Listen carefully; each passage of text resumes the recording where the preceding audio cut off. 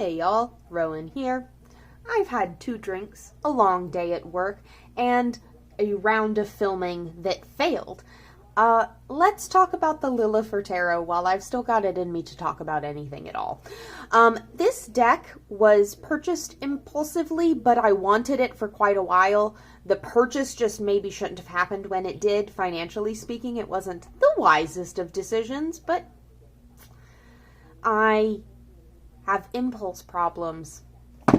I love this deck. It's really cute. It took me a while to bond with it, but I had some very meaningful pulls with it, and we made a huge set of strides, me and Lilifer here. This deck is so adorable. I said that already, but I love the little blob creatures that this deck offers. I love their cute little chubby legs and their long noodle arms. I love the watercolor. This deck is great. You know, this deck is great. Look at this fool. There's so much going on, and he's just like impervious to it all. Oh, cute. Cute, cute, cute. So I thought today we would play with some pairs with good old Lily here. So first, I'm going to shuffle and cut. And then I'm going to bring in our first deck, the Sacred Symbols for Divination and Meditation Oracle. Boink. Here we go. So like I said, I've already filmed this once, and I was a little bit too obviously drunk, so I got myself together. I just don't need to be that goofy on camera. I mean, I'll let my personality out, but I don't need to be slurring my words. I was a theater kid. I can enunciate. Thank you. So we're doing it again. I also got cut off midway through an intuitive reading, and it just wasn't the vibe to like start over. So here we are. Or rather, it wasn't the vibe to keep going. I had to start over. Okay, maybe it's still a little obvious that I've had 2 drinks on an empty stomach. We will eat dinner after this, me, myself, and I. So this is what the backs look like together with Lilifer and the Sacred Symbols. Let's see what our first reading... Ooh, I got this card in the previous video, so it really wants to come up. This is so funny. Oh my gosh. So the Ace of Cups, Affluence, and the 5 of Wands. We get this idea of new emotional landscapes, this idea of abundance and having what you need in the eyes. Specifically, affluence to me speaks to the perception of having everything together and having what you need, not necessarily actually having it. And then competition with the 5 of Wands. Perhaps friendly, perhaps necessary, but perhaps a little bitter as well. That's interesting. Maybe a rivalry? Maybe you're chasing the Joneses and you're feeling a little bit like Mr. Jones is looking nice. I don't know. Love these cards together, though. I love the green, the red, the blue. I love these bright colors. I enjoy these, the simplicity of the designs.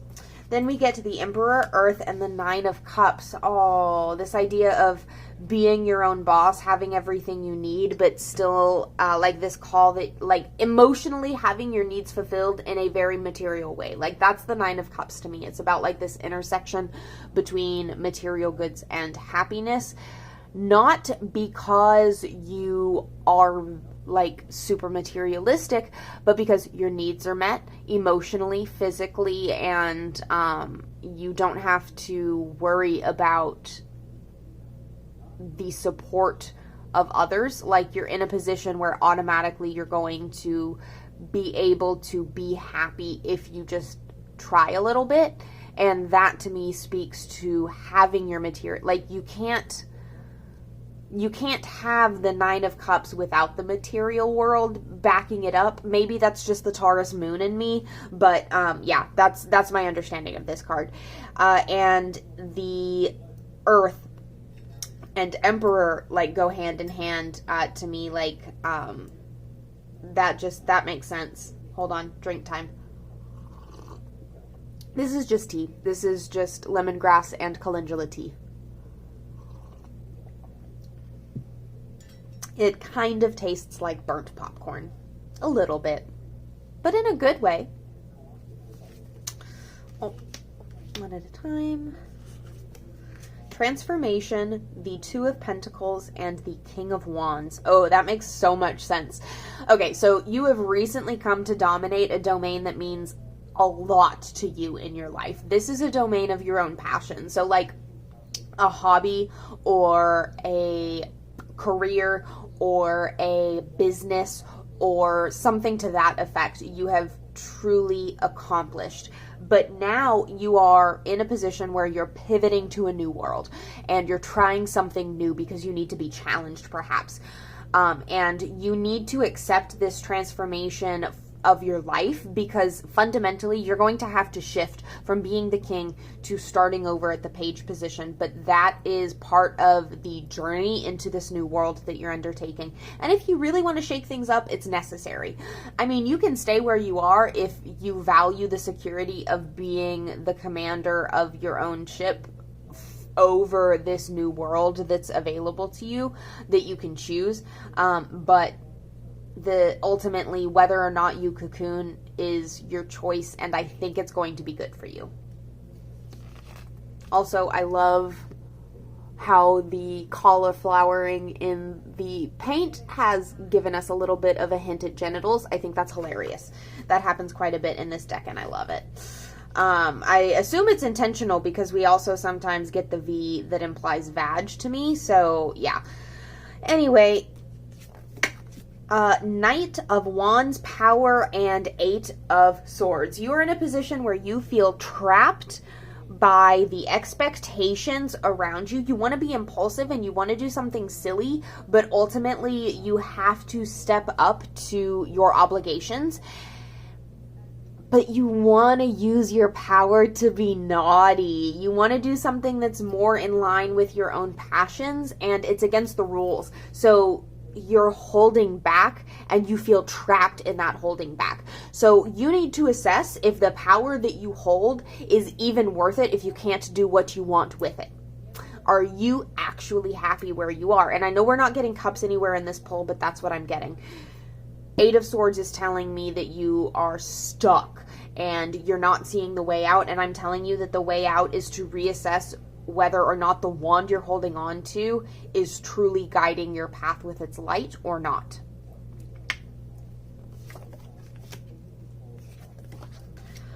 We get growth, what is this? The Six of Wands and the Queen of Swords. So you've recently been recognized for something by your peers, but it's got you feeling like you have to close yourself off. Maybe you feel like you're being too judgmental maybe you are being too judgmental towards yourself. You're turning your overly perceptive gaze inwards to the point where you cannot revel in the joy of having been accepted and your accomplishments recognized by the people around you. What you need to do is allow the growth and change that comes with accomplishment. There are going to be new responsibilities that are put on top of you, and the fact of the matter is you can handle it. You're actually really capable, and you can communicate clearly. You can tap into your inner knowing, and I don't mean intuition. I mean like everything you've learned throughout the hard life that you have had. Like, you earned the victory that your peers are celebrating. Stop judging yourself for the ways in which it could have been better, because yeah, it could always have been better. That's not the point. You have an opportunity here to truly accept the praise of others, and that's going to help you to allow yourself to praise your own accomplishments on the micro scale, you know? And that's growth. That's on growth, baby. Let's take a look at another deck with our happy little friend here. I would like to call upon, let's see. Oh, this one I totally intended to use with This is the Iris Oracle. Excuse me. I'm just not showing it to you. Excuse me. Sorry for that. But we get the Star, the Knight of Swords, and Dependency. So this is a reading that is full of tension. The Star struggles here with both of these other cards, and these two cards, like, even just the way the characters are facing away from each other in the artwork is giving me, like, tension, right? There's a lot of conflict between the energies of each of these three cards. There's not a lot of puzzle pieces fitting here, right? Now, that doesn't mean that there's not a reading. That means that there's a reading here about what's not working.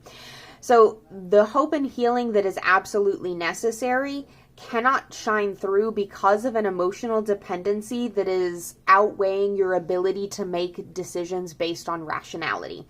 You are allowing yourself to chase the apple that is never going to be allowed to be placed in your mouth. Excuse me, that was a lot of the passive voice. Pardon me. I used a lot of the passive voice. There is an apple in your hand, but your hand is being kept from your mouth. You are not going to be able to have your cake and eat it too. So you need to step away from this path that is this expectation of getting that is fundamentally not going to work for you, and you're aware of that. You know you're not stupid. You're perfectly capable of, like, following your logic, following your reason, and making the choices that are the best for you based on those. But right now you want something so bad that you're not able to act clearly. So something here needs to be readdressed. I don't know the answer, but I do know there's a problem.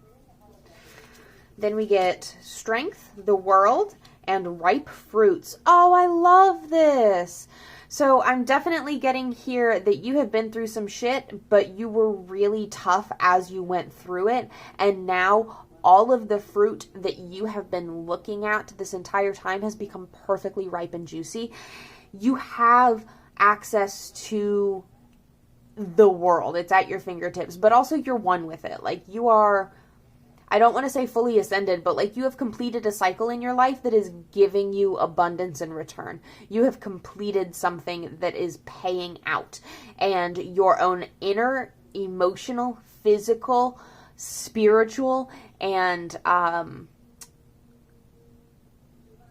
what is our fourth suit?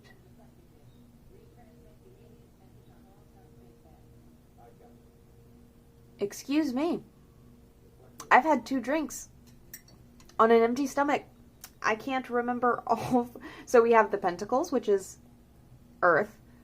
That's your world. We have the one. You know what? Never mind. We're just going to move on. I'm not going to sit here and waste our time. The 2 of Cups. Oh, the 2 of Cups, the 6 of Cups, and be free, do what you love. Once upon a time, you were happy. But you also didn't have people around you who truly understood you, and now you're in a position where maybe there's somebody who does get you for who you are, and you're able to finally leave the desire to return to the past behind. And there might be an opportunity here for you to just truly express and be the way that you want to be, and to find companionship in that. So I love that for you, whoever you are out there, the general second person. The Moon, the Page of Swords, and In Between Worlds. Interesting. So this idea of mystery, of not knowing the way forward but trusting it anyways, and the Page of Swords to me is an energy all about cocky youth, thinking that you know what you don't yet, not knowing what you don't know, and moving in a way that gives away your naivete. The Page of Swords is also associated with gossip, which I always think of because it's really silly to me. So watch your mouth, you little rascal.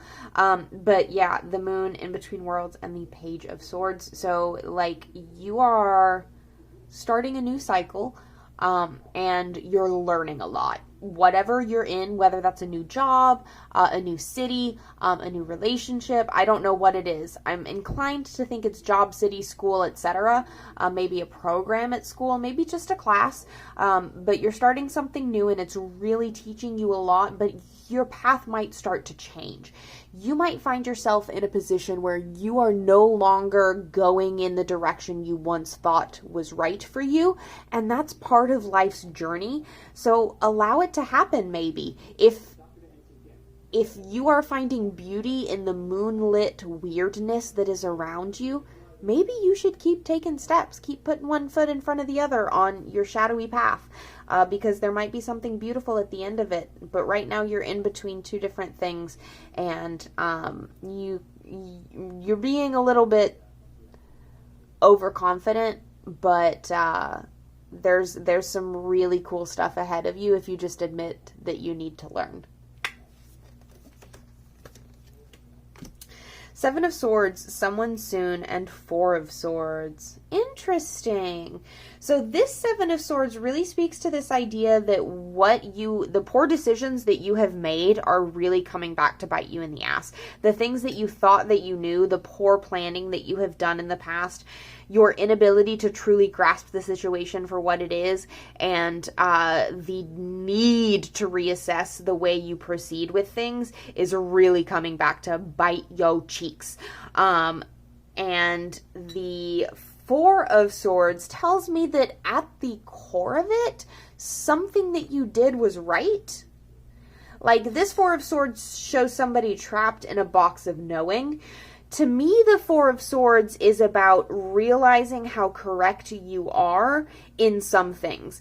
Like, it's that, and I've spoken on this already, but it's that rightness, the stability and solidity of four combined with the mind. It can also be a card of communication, of really strong and stable communication. And that one also speaks to the someone soon card that we have here in the middle. This idea that if you maintain your ability to communicate, and if you reassess the way that you have communicated in the past, perhaps you're going to be able to make a connection that is much needed if you opened your mind up to it. Let's take a look at a different deck. Okay, hear me out. The Gay Marseille with the Lilifer, but the Lilifer like an oracle. Let's do it, baby. Hold on, I'm taking out the extra cards. I'm giving the beautiful linen cardstock a shuffle. Let's work with the Lilifer, baby. Let's see what the Lily has to say. Oh man, you know I've had some drinks when I am singing willingly on YouTube. That's embarrassing. Oh, my husband's home. Bye. Hey y'all, it's the next day. Sorry for dipping on y'all like that. I was really excited because I didn't know if I was going to get to see my husband. I didn't know how late he was coming home because he was working on a show and then visiting with his brother. So I was just super excited that I was going to get to hang out with him a little bit. So then I was sleepy and I didn't come back to film. And now it's nearly 8 a.m. the next day. So we are here to pair the Gay Marseille with the Lilifer Tarot. So just we're gonna use old Lily here as an oracle, and the Gay Marseille is going to be a more traditional style tarot, obviously because it's a Marseille. So let's just give it a shot. I haven't even tried this, so this may not work. So let's flip our decks here. Oh, let's get it up right side up. Oh, this is just. Man, I keep doing this. I really keep doing this. Oh, this deck has reversal shuffled into it. My B. Okay, we're just going to work with that. We'll turn them up as right side up as we go. Okay, so we get the Star, the Page of Cups, and the Six of Swords. this idea of like here, like in the artwork for the Six of Swords here, we've got the rain on them currently, but they can see the light at the end of the tunnel. They know it's going to get better. They know that the cycle is perpetual. They've come to understand that, and the snake helps to guide them along. This card does have the association of Mercury and Aquarius. So because we're using it as an oracle, I really want to tie in those associations a lot more than I normally would using it as a tarot. Then we have the star over here indicating healing, indicating hope, indicating this belief. So like this card specifically has like a UFO in the background, which is why I tied in that idea of belief, like trusting that there's something outside of yourself, whether that is just other people, a higher power, existence that we don't know about, stuff like that. And then you've also got a cardinal here, showing like spring coming in and like the nest that's been made. So yeah, this hope and beginnings, but like beginnings in the middle of the cycle. Not all beginnings happen at the start, you know? Sometimes you begin something while you're in the middle of everything else. And that's kind of the energy of the star, is like taking something and like a virgining it. Yes. Touched for the very first time kind of energy. Page of Cups gives me this like idealistic, overly hopeful, overly head in the clouds, constantly looking towards what, like being very hopeful with their emotions, overly empathetic, seeing the best in everyone around them, even to their own detriment. Like that's the kind of energy here. And I'm anticipating, based on these two cards, or not anticipating, I'm assuming based on these two cards, that this energy here is something that needs to be tapped into. Page of Cups energy. Embrace that naivete, that joyful, youthful, unbound emotional place. That is part of the healing process.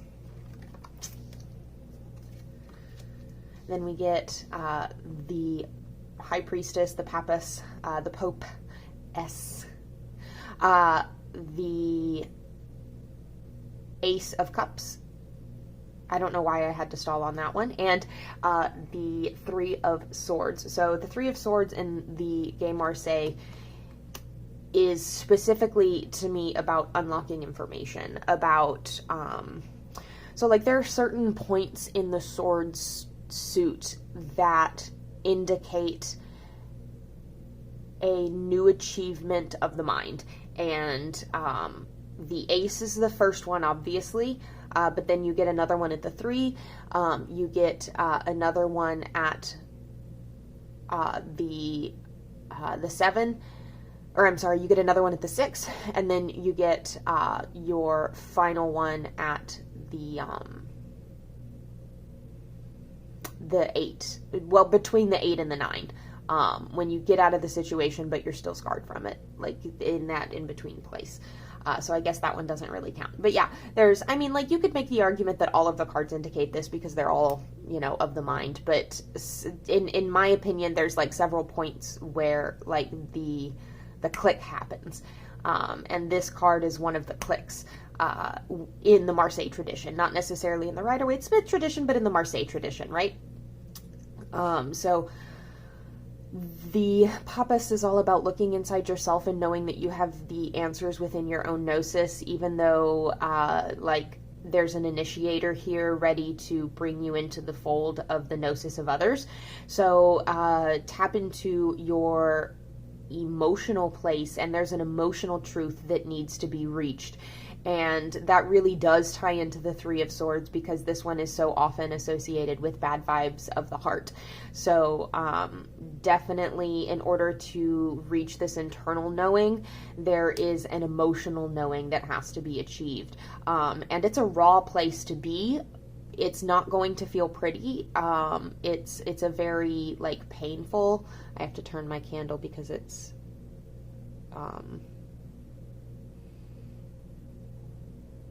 unevenly burning. Thank you. All right. Yeah, so this communicates very clearly for me, so this pull makes sense. The artwork of these two decks is kind of fun together. They're very different styles, but the colorful nature of them both, while still being in different color palettes, is really fun to look at. It's giving me children's museum vibes, and I love it. Okay, so we have the Moon, the Three of Wands, and the Queen of Cups. Three of Wands is like, you have done the planning for the thing that you are working on, the thing that's got your mind, body, and soul captivated, whatever that may be. You have done the planning and development, and right now you're at a point where you have to be patient and depend on the input of others to make this dream happen. You are not capable of moving it forward. You have to wait for the next step so that you can then get back into doing your thing.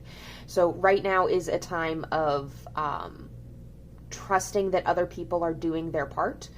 Queen of Cups, be there as the emotional support for those other people, because that's part of like playing this like collaborative game. And I understand that this is like new territory for you. This is a place where maybe you haven't been before, trusting other people in such an intense way, but that trust is well placed, and you are going to see progress on your path, whether that's an artistic one. I am thinking artistic, but it could also be a spiritual path. It could be something at work. I'm just leaning towards artistic because we've got cups and fire here. So that's the vibe that I'm getting. And then this moon card here really indicates that you are growing as a person in this act of trust that you are placing on other people for influencing your art.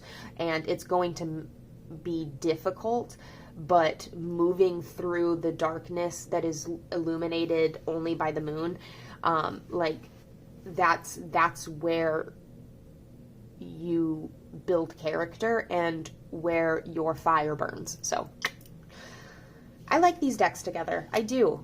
This is fun. Ooh, I love the HRT card. Okay, so Six of Swords, we get Temperance, and we get the Nine of Cups. I also love the Nine of Cups because we've got our biblically accurate angels on it, and that just tickles me every time I see it. So Nine of Cups is like a wish card, especially in the Marseille with these angels. And then Six of Swords is another one of those, like, you know, learning moments in the sword suit. Taking the information from the wrongness of the Five of Swords, the failure of the Five of Swords, taking that information, fully integrating it, and moving on. That's what the Six of Swords is all about to me.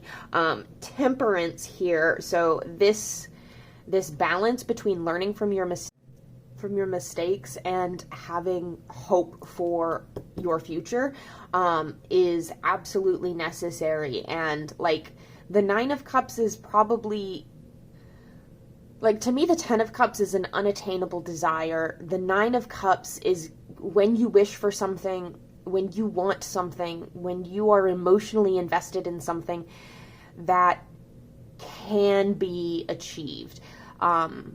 It's not a fleeting moment. It's a lasting satisfaction. It's a comfort, a constant joy, but it's not roller coaster joy. It's walking through the amusement park with a delicious funnel cake in your hands kind of joy. Like, that's the Nine of Cups to me.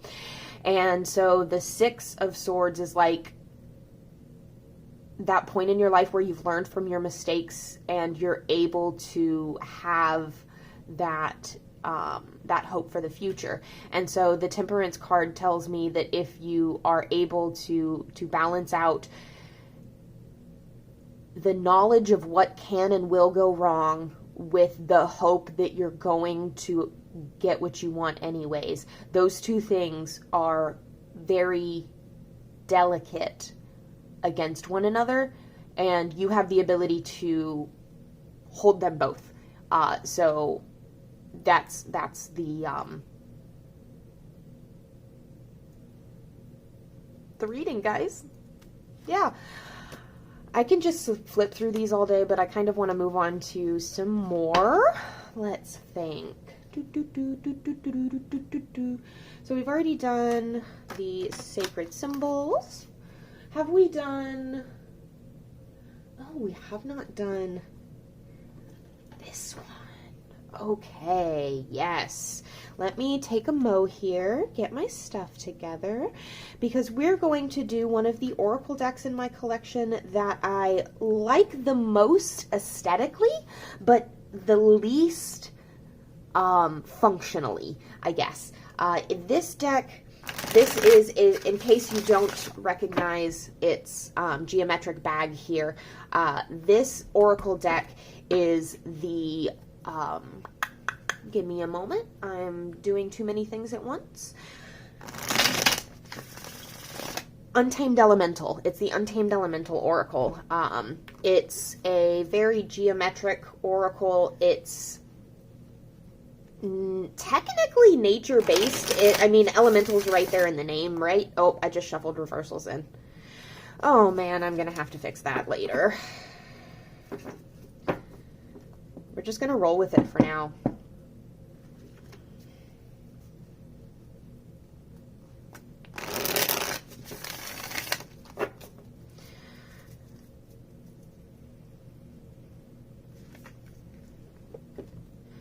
I'm not going to edit these videos, ever. I'm not. I hate editing. I hate it. I hate listening to myself, so y'all have to sit here while I shuffle. That's just the thing. I could turn off the camera. I'm not gonna. I find the shuffle so satisfying, and if you don't, I'm really sorry that you don't get that joy.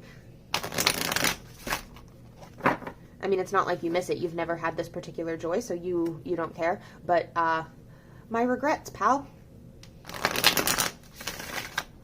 ASMR. Let's do it. So these are the backs together. I actually like it, even though they don't necessarily go. I think they go vibe-wise, you know?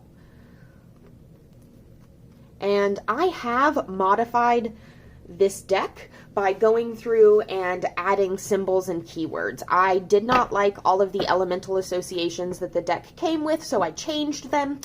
And, I mean, not all of them. I changed maybe like 5 of them. And then I added keywords from the guidebook, or I chose my own in a couple of instances. Ooh, we get the 6 of Swords again. This one really wants to be here today. So the 6 of Swords, the Queen of Cups, and Sea Urchin protection. This makes sense to me. The Queen of Cups is overly open, is overly... not as vulnerable as the Page of Cups, but is still somebody who perhaps is prone to, at times, giving too much.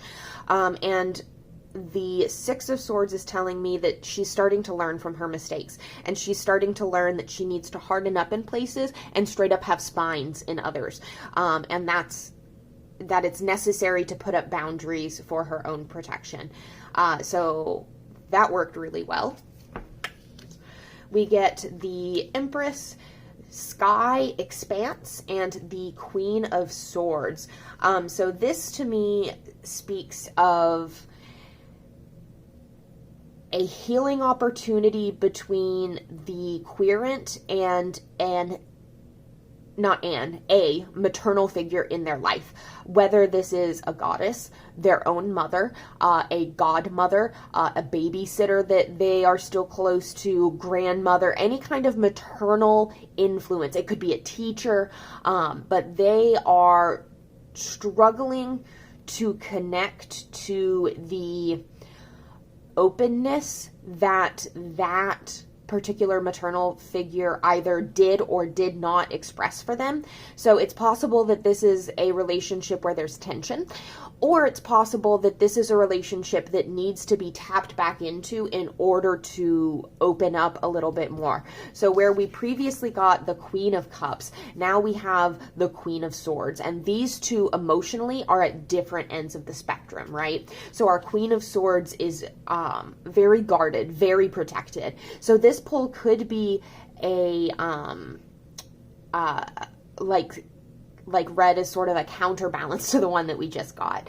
And so I'm getting the energy that either your maternal figure was emotionally detached and that has made it difficult for you to open up, or you are emotionally detached and you need to tap into the open-heartedness of the maternal figure that you had in order to not be so guarded all the time. So I would ask the querent which one of those resonates more, and then we would work through from there. Ooh, one of the bonus cards from this deck. We get Lucifer, the Fool, and the Sun, which I have the keyword here, service. I don't remember. I think that's probably from the guidebook. So this is really cool. This makes a lot of sense to me. I don't actually know what the guidebook says that Lucifer means, but to me, I'm thinking of the Lightbringer who is cast out. I'm thinking of Prometheus. I'm thinking of that energy of being punished for bringing awareness when it shouldn't be brought, according to other gods or other high powers. Lucifer is distinctly not a god, but Prometheus was a titan, if memory serves. So I guess either way, not a god. But the Sun with the service, like, to me, this makes perfect sense. And then the Fool, indicating that our Lucifer character here is going to be branded as a fool for doing something that's actually really healthy and good. These decks just sing together to me. I think that every pull that I've had with them has made sense. Ooh, Ace of Cups, Phoenix Resurrection, and Page of Cups. So this is fun. There's been an emotional hurt recently. This is fun, I say, and then launch into a story about pain. There's been an emotional hurt recently, but you're already on the path for healing. Maybe this was an emotional hurt that you kind of saw coming. Maybe this is something that you expected, or maybe you were a little bit too... I don't want to put the blame on the shoulder of anyone getting hurt, but when you walk away from certain situations where somebody has hurt you, you feel like you could have avoided it if you weren't so naive. So maybe that's how you feel in this situation. Because, like, looking back, it all makes perfect sense, right? And you're already rising from those ashes. You're already healing, but that doesn't change the fact that you're very raw and you have realized that emotionally you're not as mature as you thought that you were. Singy, singy, singy. These, like... I'm just going to flip through rapidly because I like these two together so much. We get the Five of Wands Competition, Thunderbolt Epiphany, and Seven of Wands Stand Your Ground. I went on for like another 5 minutes before I realized that the camera had cut me off. Just flipping cards, talking about these decks. Some of the stuff that I said was relevant, so I'm going to repeat it here. This deck, the Untamed Elemental, the Untamed Elemental, I would not recommend going out and buying it unless you look at the artwork and it really speaks to you the way that it does to me. I would not recommend it because there aren't any keywords and the artwork does not intuitively lend itself to understanding. You have to really ride with free association. The guidebook is not great, in my opinion. I mean, it's good, but it's not great. And I don't think all of the keywords match the write-ups, and I don't think all of the keywords match the titles. So, like I said, I don't think all of the elemental associations worked either, so I reworked the deck and made it my own, and now I like it a lot more. So that's a lot of work to put into something, so I personally cannot recommend it. However, I thoroughly enjoy the way it speaks with the Lilifer Tarot. So if you already wanted this deck, do not let me convince you to buy it, but if you wanted it without my interference, go ahead and get it if you have the Lilifer and you want to use them together. That's about as hearty of a recommendation as I can make, which doesn't sound lovely, but it's... Maybe if it had keywords on the card already, because I don't think my write-ups on it look good. I think it messes up the card a little bit, and it takes away from some of the minimalist designs. However, it's a necessary thing for me to work with the deck, and I want to work with it because I do like the design so much. So I just kind of ride through the messiness. I mean, it's part of my aesthetic, quite frankly. If you even looked at Mixed Metaphor a little bit, you would get that. Speaking of which, I would like to show this deck with Mixed Metaphor. Let me take a drink, clean up, and we'll do that. Same tea as before, the calendula and lemongrass. I have started moving away from large tea mixes to get into smaller tea combinations of just like 1 or 2 herbs. It's helped me to get to know the herbs on a more individual level, which I think has strengthened my practice quite a bit.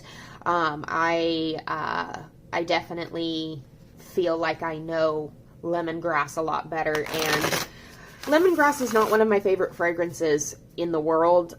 It's a little bit weedy for me. It's a little bit too citronella. But I understand why other people might enjoy it. It's just not necessarily one that I love.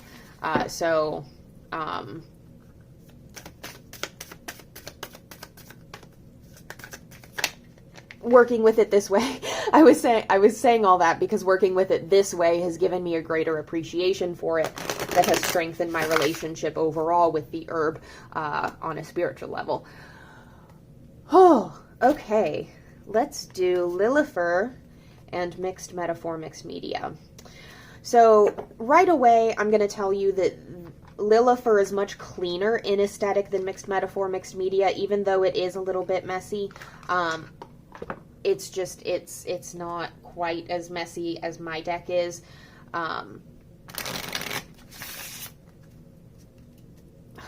I love the way the linen cards shuffle. They're small, but because they're linen, they shuffle so well. So the backs look really good together. I have played with these two together before, but I used my big version of the deck, which I think looked a lot better because it did not have the black borders. So this one, we're going to find out if it looks okay with the black borders here. So let's see. So we get this, oops, I'm doing this backwards. Yoinksy doodle.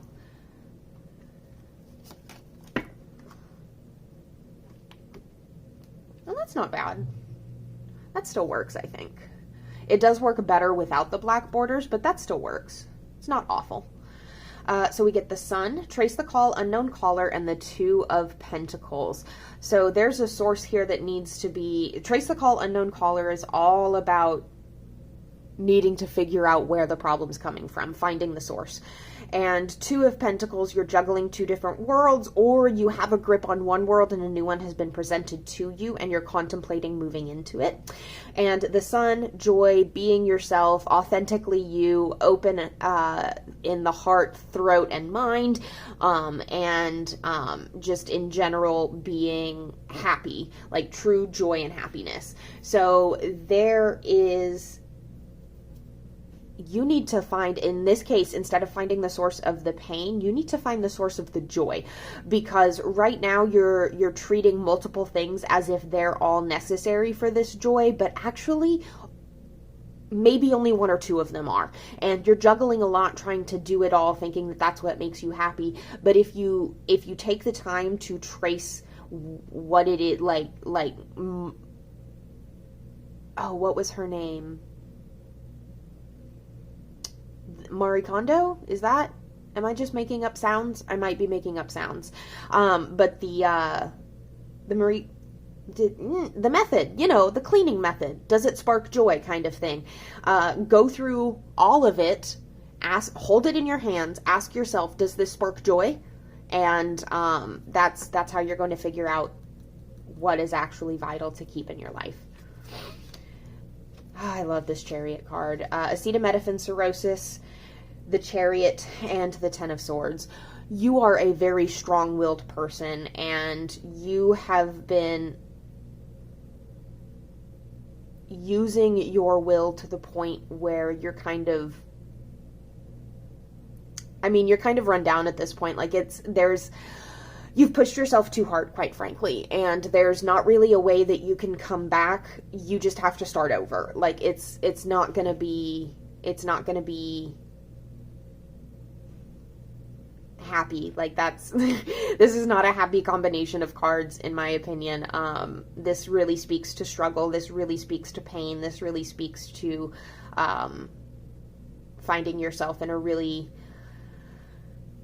difficult position because of the choices that you have made in your life. And quite frankly, you have been defeated by yourself, and you're going to have to, you need a new liver, sweetie. I'm so sorry. You need a new liver. Not literally, hopefully not literally, but metaphorically speaking. Something needs to be replaced.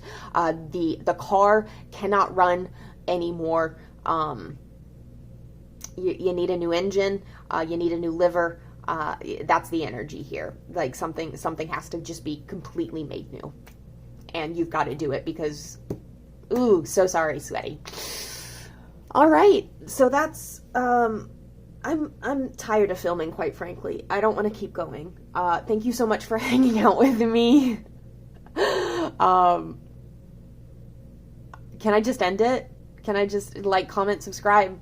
I love you. Bye.